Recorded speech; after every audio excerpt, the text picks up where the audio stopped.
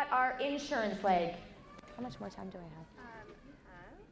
20 minutes. Okay, so an insurance leg. So what an insurance leg is, I just think everyone should always be thinking ahead of the game. Now this doesn't mean you place anybody on your front line, right? What it means is that you're thinking ahead, that you should always be working on one more team than you need to qualify for whatever rank it is. Okay, so if you're silver, gold, you're maybe looking for a fourth builder. I would wait, at silver I would still wait and only do the 3 until you're about gold, and then start thinking about a fourth leg, an insurance leg, okay? The reason why you want to be looking for an insurance leg is because, again, life happens. The 4 people that we went diamond with, one of them is not my builder anymore, like 6 months later. It was just different for her. She needed to slow down, she was pregnant, right? So you need to have insurance legs. You need to have other people in that team, in that organization that you can use. It just makes it so that your life is a little bit easier, that if someone says, yeah, I'm done, you've got someone either in depth, you've placed someone on your 3rd level, or your 2nd level. A lot of you in the beginning, you place your builders, your 1st, your 2nd, Seth was talking about it, where there's people, oh, if I could just take this silver leg that's right underneath here and place it on my front line, I'd be diamond. Well, you can't do that, first off. But second off, you want the stability of having double builders. So placing one, you keep enrollment on your 2nd line. In the beginning, that's what it's gonna look like. So you are creating structure and you are creating leaders in depth. And then, like I said, an insurance leg allows life to happen. And I had a great thing all set up for you to look at. Okay, so does everybody understand the insurance leg, or do I need to kind of, so sometimes your insurance leg can look like, maybe let's say you are going for silver, and an insurance leg doesn't necessarily have to be on your front line, okay? An insurance leg can be right here. I've got a 2nd one. This is my insurance leg, okay? It can be on my 2nd level. If you're building past silver, a lot of times I will build it on my 3rd. Because why? It boosts the volume. It allows them to take the time that it needs to hit a bigger rank, right? But it boosts the volume for this person to be hitting silver, and then, hey, this one goes silver, and then this one goes silver. Now I can choose which one. Does everybody know that you can only use one person in a leg, though? Right? So you can only use one person in each one of these legs. Now you could choose, oh, this person hit silver, well, this person hit gold. Well, you can choose either one because you have enrollment of them, okay? So that's super important. So now you're creating stability there. Now this obviously has to be a builder right here. I would try and make sure it's a builder that you're stacking underneath it.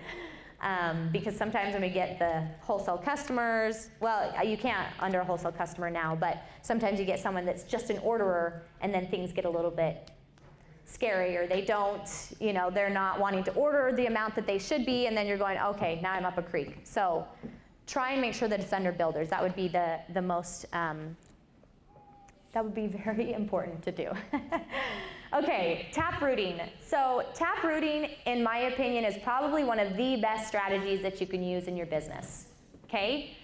Taprooting, a lot of times people confuse with stacking, so I am going to explain it, and the enrollment is the big deal in taprooting. So when I'm taprooting, I've got my builder Jill here. And Jill is amazing. She's gonna find a lot of people, and I just know this. So Jill is working hard, she's doing classes, and Bob shows up. And we go, sweet, Bob is showing up. So it's Jill's enrollment, and here is Bob who shows up, and I go, sweet, you know what? I'm gonna start working with Bob because I want Bob to do really well. So here's me. I'm gonna be working with Bob now, and I'm gonna help Bob. He's gonna be doing classes, he's gonna be doing all these things. So he comes up and he finds, let's see, he finds Janet. There you are, Janet. He finds Janet, okay? So it's his enrollment, it's his person. He finds Janet. Well, then Janet is a rock star. She's going to do amazing. Well, I now go and help Janet. Do you see where this is going? Okay, Jill has enrollment of Bob. Bob has enrollment of Janet. Then Janet goes and she finds Stephanie. And Stephanie is amazing. She's awesome. So Stephanie, can you see what stability this would create? At what point does Jill go, I don't want to do this anymore? Like, you've created leader upon leader upon leader upon leader, okay? Now the hope is that Jill, she is going to do that herself. Now she's going to find somebody else, and she's going to help Courtney to find David, and David is going to find Sally, okay? But she's helping Jill, now she's helping David, now she's helping Sally. The reason why you do that is because, again, when you're looking at the compensation plan, now I don't know how many of you understood the compensation plan the first time you heard it. Anybody? No? Okay, me either. And I'm a numbers person. So it took me a while to understand the compensation plan. That's okay. Just know that we get paid in depth. We get a bigger percentage, right? And the majority of time, if you're building properly, the majority of people are going to be lower. But you got to build properly. Taprooting is one of the best things that you can do by helping your leaders create leaders who create leaders who create leaders, okay? If you're having issues with one of your teams, taproot. Help them. Or say, okay, Jill, you're struggling with Courtney over here. You know what? I'm going to take Courtney and I'm going to run with her. And then when we find someone there, it's the way it works. It just is boosting everybody, and the excitement is there, and the momentum is there. That's what taprooting is all about. You helping your team enroll builders, okay? Different than stacking. Way different than stacking, okay? But it also maximizes the compensation plan because you're getting paid deeper in your organization. Okay, so that's taprooting. The next one that I want to talk about is stacking. So the difference between taprooting and stacking is who has enrollment. Okay? When you are stacking, now it's me saying, I want to create leaders. This leader is really struggling. Hopefully you're not placing under someone that's struggling, but I guess we all struggle at times, right? So here is your leader, and you've placed someone right here that you have enrollment of. That's stacking. Or like I said before, you're up here and you want to help this person hit Premier because you're trying to hit gold. So now I am stacking someone on my third level, right? Yes. Different than taprooting. It's also a good concept, but it's different than taprooting. The best thing you can do is taprooting in your organization, hands down, right? Wouldn't you guys agree? Taprooting, hands down, is the best thing you can do. The organizations or the teams that have done the taprooting, you see this like the line, builder, and then a builder, and then it's like you got silvers, and you got people down in depth, and you're going, wow, that's awesome, and then they got another leg right here that's struggling to hit elite, okay? That's how it works, but just know, okay, when you taproot, the team is just going to expand and do amazing. Stacking is helping you boost your volume while helping you get your power of 3. Okay? Making sense? We're good? Stacking, taprooting, we know the difference. Because I've seen people go, oh, well, this person right here, she's got 2 orderers right here. If I stack right here, then I'm going to get, 5% on these guys. Okay, when you understand the compensation plan, if these people don't order at least 100 PV, it's called dynamic compression, you will get paid as if they're on your second level because you're not creating stability. There's no leaders, there's no somebody that's always going to be ordering that amount when you're stacking under just users, right? When they're not always ordering the same amount. So even though you think you're creating depth, it's a false sense of creating depth. Okay, another topic that I wanted to talk about is enrolling in a hole. We all have weak legs. We all have spots where you've got the taprooting one, and then this one is like Why can't they just hit elite? What is the problem, right? So enroll in a hole until the builder shows up. So what I'm doing is I'm communicating with my frontline leader, and I'm saying, hey, you've got a hole. We got to fill it because it's miserable for her and it's miserable for me, right? So let's take some of those wholesale customers or people that you're just wanting to place. A lot of times, again, it's a third level, maybe a fourth level. You are placing people in that spot. You're not placing them in depth, but you're placing them straight across. Oh, wait, I guess you can't really see the red. Sorry, guys. Let's see, let's get a black one. And this is kind of scribbly. There we go. It looked much better on my slides, but that's okay. Okay, so enroll in a hole is this. I'm coming and talking to my leader. They really want to be hitting silver. This leg is doing amazing. It's got like 20,000 in volume. You're going, sweet. This one is doing okay. Maybe it has like 8,000. Well, this one is just struggling, and it's struggling, and it struggles all the time.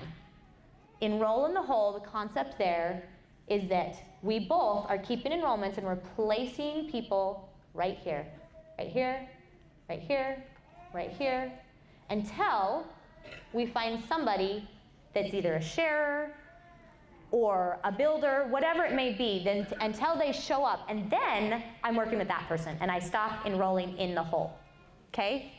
So I'm working with this person now to create depth, because what the ultimate goal is to get this person to at least be elite. Now sometimes something doesn't show up. A lot of times when you're putting it in a hole, maybe a builder never shows up. That's okay.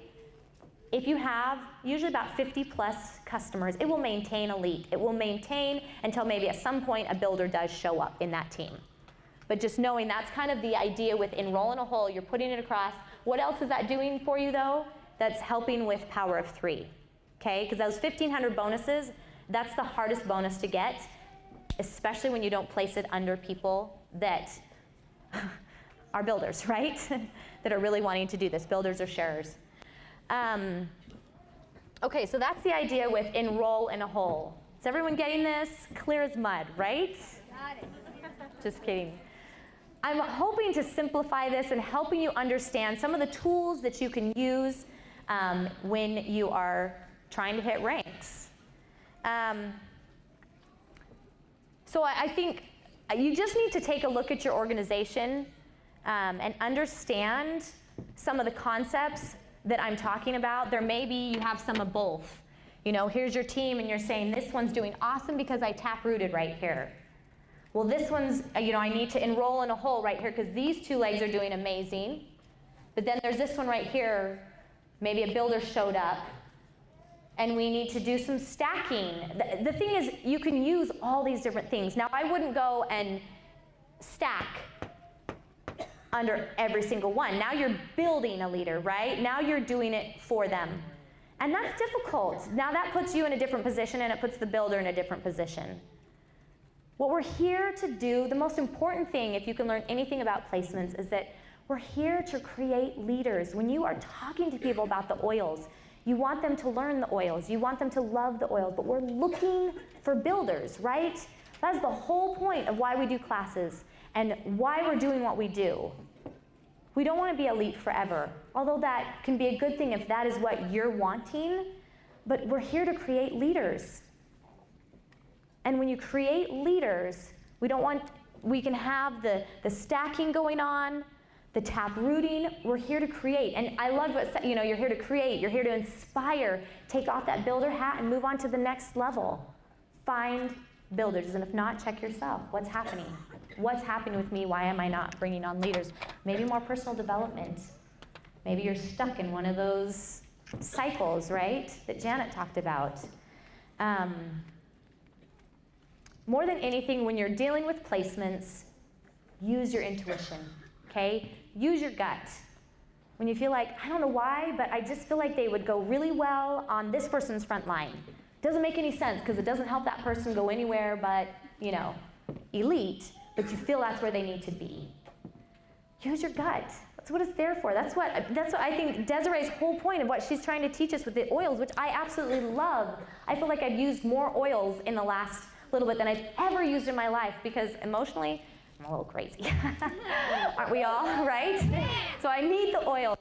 It helps us to follow our intuition. Follow that gut feeling that we get of where to place people in your organization. The other thing is, remember these two things when dealing with placements. We get paid on volume. And I've said it 100 times, but I'm going to say it one more. We're here to create leaders upon leaders upon leaders. So placing 1,500 people on your second level or on your third level, that's okay until builders show up. Instead of structuring them so far down that now you get just really frustrated and you're getting mad at your builder, but they didn't do anything. It was your choice to put them there, right? And you're getting mad at them because they're not doing something with it. So I think we just have to make sure that we understand we're creating leaders. There's lots of different strategies, but I hope this gives you, in a nutshell, where to place people in your organization, how to strengthen your team, create leaders, create stability by developing leaders. And the other thing that Courtney talked about, leading by example. If you continue in your business, continue enrolling, continue talking to people, your leaders will do the same thing. When we find more people, we have more opportunity to find builders. When we're still stuck on some of those same people that we're just hoping that she's going to change her mind all of a sudden and be a builder instead of a user, let her be in her place until she's ready and you go find more people. Okay? Can we all do that? Yes? Hopefully this gives you an idea and, in a nutshell, what placements is. I really appreciate you guys letting me come up here, and thank you for being such a great audience. Have a wonderful day.